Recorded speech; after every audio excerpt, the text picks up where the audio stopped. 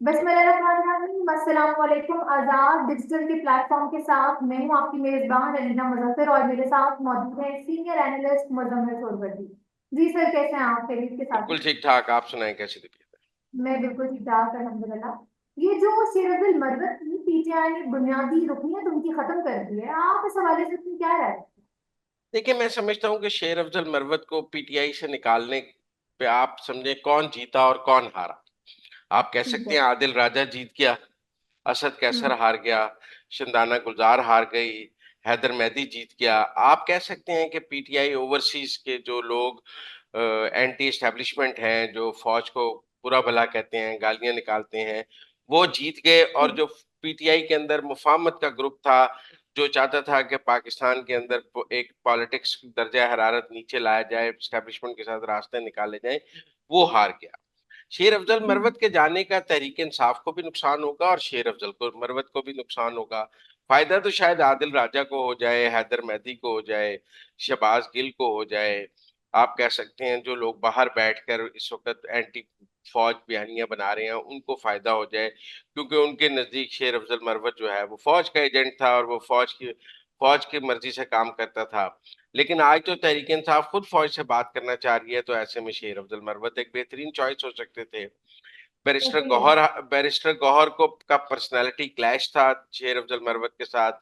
जहां बैरिस्टर गौहर खड़े होते थे और शेर अफजल मरवत खड़े होते थे, लोग शेर अफजल मरवत के लिए तालियां बजाते थे, बैरिस्टर गौहर के लिए नहीं बजाते थे। उमर अयूब समझते थे वो बड़े लीडर हैं, लेकिन अगर हमने पिशावर के एक जलसे में देखा कि लोगों ने शेर अफजल मरवत को रिस्पॉन्स दिया, उमर अयूब को, तो कुछ तो वो जेलसी का शिकार हो गए हैं कि पीटीआई का एक ग्रुप जो उनसे बहुत जेलस हो गया था उनकी पॉपुलैरिटी से, वो कारकुनों के उनके रिस्पॉन्स से, और कुछ वो ग्रुप जो एंटी पाकिस्तान एक्टिविटीज कर रहा है, बाहर बैठ के एंटी फौज एक्टिविटीज कर रहा है, वो शेर अफजल मरवत। तो मेरे ख्याल में वो सैंडविच बन गए, कुछ जेलसी का और कुछ एंटी एस्टेब्लिशमेंट जो पीटीआई ट्रॉल्स हैं उनका।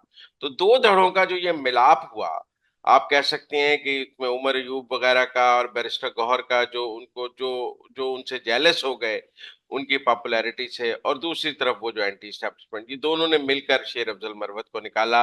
ये एक नेचुरल अलायंस बन गया शेर अफजल मरवत के खिलाफ। सर देखें, अभी पीटीआई जिस हालात से गुजर रही है, अगर ये आपस में इस तरह की इंतसारबाजी और झड़ेबाजी का जिस तरह शिकार हो रहे हैं और सीरत जद में आ गए, तो ये पार्टी स्टेज पे लेके जाएंगे सीधा। अच्छा, ये बात ठीक है, इंतशार जो है वो गलत है, पीटीआई में नहीं होना चाहिए। लोग फॉरवर्ड ब्लॉक की बातें भी कर रहे हैं, लेकिन मैं समझता हूँ कि शेर अफजल मरवत कोई पीटीआई का फॉरवर्ड ब्लॉक नहीं बना सकते। वो मासेस में तो हम्म। शायद मकबूल हैं, आम कारकुन तो पीटीआई का शायद उनसे प्यार करता है, लेकिन पीटीआई के एमएनए का कोई धड़ा उनके साथ नहीं है। मैं नहीं समझता कि कोई 20 एमएनए 25 एमएनए उनके साथ होंगे, 30 एमएनए या 10 एमएनए उनके साथ होंगे। मैं नहीं समझता उनके जाने से कोई उनके साथ छोड़ जाएगा या कोई उनको वापस लाने की कोशिश करेगा। वो एक तनहा इंसान थे इस मामले में। लिहाजा शेर अफजल मरवत, आप कह सकते हैं कि अब तहरीक इंसाफ के चौधरी निसार हैं। आप शेर अफजल मरवत के बारे में कह सकते हैं वो पीपल्स पार्टी के गुलाम मुस्तफा खर हैं, बन जाएंगे, गुलाम मुस्तफा जतोई बन जाएंगे। बहुत सारे हमने पॉपुलर लीडर्स को देखा है कि वो पार्टी छोड़ते हैं और उसके बाद उनकी पॉपुलैरिटी किसी काम की नहीं रहती। एक वक्त में चौधरी निसार का नून लीग में तूती बोलता था, आज वो अपनी सीट नहीं जीत सकते। तो शेर अफजल मरवत जो है वो आप कह सकते हैं कि तहरीक इंसाफ के चौधरी निसार हो जाएंगे, गुलाम मुस्तफा खर हो जाएंगे। नाम तो बड़ा है, लेकिन सियासत दिन ब दिन खत्म हो जाएगी। उनके पास एक ही रास्ता है कि वो कोई और सियासी जमात ज्वाइन करें, लेकिन वो नहीं कर सकते। जैसे फवाद चौधरी को कोई सियासी जमात नहीं रखती, ऐसे शेर अफजल मरवत को भी कोई सियासी जमात नहीं रखेगी। इसलिए मेरे ख्याल में वो हम्म। सियासी तौर पर बंद गली में दाखिल हो गए हैं। अब वो अगर एमएनए से रिजाइन करते हैं तो वो सीट दोबारा नहीं जीत सकते, आजाद नहीं जीत सकते।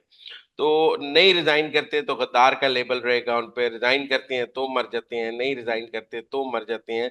तो टेक्निकली मैं समझता हूँ कि शेर अफजल मरवत सियासी तौर पर एक बंद गली में आ गए। हम्म। सर, ये जो गवर्नमेंट ने एक अपनी पॉलिसी बनाई है कि माली इमदाद की जाए मिसिंग पर्सन्स की फैमिलीज की, आप इस गवर्नमेंट की मूव को किस तरह देखते हैं? क्या ये माली इमदाद से उनकी फैमिली कंपनसेट हो रही है? देखिए, गवर्नमेंट ने ये तो कहा है कि जो लोग 5 साल से ज्यादा लापता हैं, आप इसमें देखेंगे ये पॉलिसी ये है कि जो लोग 5 साल से ज्यादा से लापता हैं, उनकी फैमिलीज को ये 50 लाख रुपए के ग्रांट देने की बात की जा रही है। ये सपोर्ट पैकेज है, ये कोई मुआवजा नहीं है। अफराद के लापता होने की जिम्मेदारी अब हम किस पर डाल दें? मतलब कुछ लोगों का हम्म। ख्याल है कि जितने लोग लापता हैं वो इंटेलिजेंस एजेंसियों के पास हैं।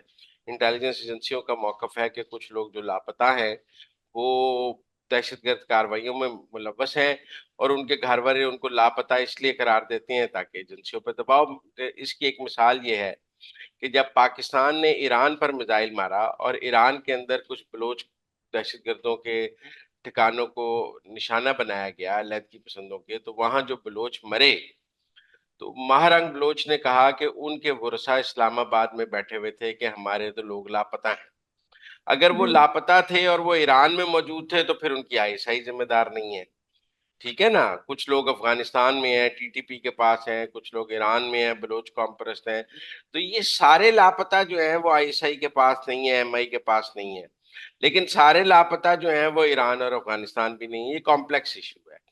कुछ कुछ एंटी स्टेट एक्टिविटीज में पकड़े जाते हैं, फिर एजेंसीज उनको रख लेती हैं। कुछ वाकई जो है दूसरी तरफ बैठे हैं। तो मेरे ख्याल में ये एक बहुत कॉम्प्लेक्स इशू है। लेकिन बहरहाल जो 5 साल से ज्यादा लापता हैं उनके लिए 50 लाख की ग्रांट कम से कम उनके घर वालों के लिए कुछ माली, क्योंकि जो मर्द होता है हमारे यहाँ वो घर का कफील भी होता है। आप ये समझिए, जब एक घर से मर्द का गायब होता है या मर्द फौत हो जाता है या मर्द गायब हो जाता है तो एक कफील भी गायब हो जाता है। तो गवर्नमेंट ने ये ग्रांट देने का फैसला किया है। ये कोई मुआवजा मुआवजा नहीं है। मैं इसको पॉजिटिव देखता हूँ, लेकिन टेक्निकली तो हमें ये लापता लोगों को रिकवर करना चाहिए। जो मुल्क से बाहर कहीं बैठा है उनको जो है डेफिनेटली। उनको रिकवर बताना चाहिए कि वो ईरान बैठे हैं, वो फलां जगह बैठे हैं। और जो कहीं और नहीं बैठा है जो इनके पास है उसका भी कोई मैकेनिज्म निकलना चाहिए। थैंक यू वजीर पंजाब का कारकर्दगी रही है बारिश लाहौर में। हाँ जी, रिकॉर्ड में आप बारिश। उनकी परफॉर्मेंस से किस हद तक मुतमिन है? देखिए, रिकॉर्ड में 44 साल रिकॉर्ड टूटा है बारिश का पाकिस्तान लाहौर में। और पानी खड़ा भी हुआ है और पानी निकल भी गया है। मुझे बिलावल साहब का फिक्रा बिल्कुल ठीक लगता है कि ज्यादा बारिश होता है तो ज्यादा पानी आता है। तो ज्यादा बारिश होगा तो पानी तो खड़ा होगा। लेकिन देखने की बात है कि पानी कितने अरसे में निकल गया। अगर तो 4-5 घंटे में रोड को क्लियर कर दिया गया, हॉस्पिटल्स को क्लियर कर दिया गया, तो फिर तो आप कारकर्दगी को ठीक कहेंगे। लेकिन अगर पानी 12 घंटे 24 घंटे खड़ा रहा तो फिर हम कारकर्दगी पर सवालिया निशान जरूर लगाएंगे। लेकिन इस बार हमने देखा इतनी ज्यादा बारिश के बाद, जब आपने देखा हॉस्पिटल्स में पानी आ गया, घरों में, सड़कों पे, हर जगह बहुत ज्यादा पानी भी। एक एक लेडी रिपोर्टर की फुटेज है कि वो गर्दन गर्दन तक पानी में खड़ी है। अगर वो सारा पानी निकल गया है तो हमें कहना चाहिए कि मरियम नवाज की और पंजाब की कारकर्दगी ठीक है। और अगर पानी नहीं निकला तो हम कहेंगे खराब है। तो ज्यादा अब तो जो मरियम नवाज के मुखालफिन है मीडिया में, या जो क्रिटिक हैं उसके मुखालफिन भी ना कहें, जो तनकीद करते हैं उनके ऊपर, वो पानी निकलने के मामले पर मरियम नवाज की तारीफ कर रहे हैं। उसमें मैंने बहुत सारे लोगों के वीलॉग्स देखे हैं जिनमें हसन निसार और लोग हैं जो वैसे नून लीग के और शरीफ फैमिली के क्रिटिक हैं, लेकिन उन्होंने यहाँ किया है। तो मेरे ख्याल में ठीक रही है, उनकी कारकर्दगी को ओवरऑल पजीराई मिली है। सर आगे किसी साहब ने रिक्वेस्ट किया प्राइम मिनिस्टर ऑफ पाकिस्तान से वासिफ साहब से कि पीटीआई के साथ जो है वो इनिशिएट किया जाए डायलॉग। अब से कुछ अर्सा पहले नदीम अफजल सैन साहब ने भी पीपल्स पार्टी की तरफ से यही कहा था कि डायलॉग जो है वो इनिशिएटिव सतह पे आने चाहिए पीटीआई के साथ। तो आप इस पीपल्स पार्टी के प्रेशर को किस तरह देखते हैं? पीपल्स पार्टी खुद डायलॉग कर ले पीटीआई के साथ, और जो तय करे वो हुकूमत को बता दे। अभी तो पीटीआई पीपल्स पार्टी के साथ डायलॉग भी करने को तैयार नहीं, तो वो नून लीग पे क्यों दबाव डाल रहे हैं कि नून लीग के साथ? पहले पीपल्स पार्टी खुद तो पीटीआई के साथ डायलॉग शुरू कर ले ना। पार्लियामेंट की दूसरी बड़ी जमात है, तीसरी बड़ी जमात है पीपल्स पार्टी। वो और हुकूमत में शामिल भी है और उसका हुकूमत को वोट दिया हुआ है। वो नून लीग पर दबाव डालने की बजाय मैं मशवरा दूंगा बिलावल को कि वो अडयाला जेल इमरान खान को मिलने चले जाएं। वो कोट लखपत जेल नवाज शरीफ को मिलने भी तो गए थे ना। तो वो अडयाला जेल इमरान खान को मिलने चले जाएं। आसिफ जरदारी साहब बतौर सदर मुमलिकत जाके इमरान खान को मिल लें, या पीपल्स पार्टी का एक वफद जाके अडयाला में इमरान खान को मिल ले, या पीपल्स पार्टी और पीटीआई के दरमियान को बाजाब्ता वो एक ग्रैंड अलायंस बनाने की कोशिश कर रहे हैं, तो पीपल्स पार्टी शामिल हो जाए। खुद तो पीपल्स पार्टी पीटीआई से बात कर नहीं रही, तो नून लीग पर दबाव डाली जा रही है कि बात डाले। ये तो ठीक नहीं है ना। पहले पीपल्स पार्टी खुद कोई डायलॉग शुरू करके दिखाए कि देखें पीटीआई से ऐसे डायलॉग होता है। अभी तो पीटीआई से डायलॉग शुरू करने का किसी को कोई तरीका नहीं पता, क्योंकि वो कहते हैं हमने बात नहीं करनी। वो कहते हैं कि जी हमने नून से बात नहीं करनी, पीपल्स पार्टी से बात नहीं करनी, एमक्यूएम से बात नहीं करनी, फलां से बात नहीं करनी। तो जब वो तो कहते हैं हमने सिर्फ पिंडी से बात करनी, वो तो आज भी कह रहे हैं कि आसिम मुनीर से बात करनी है, पिंडी से बात करनी है।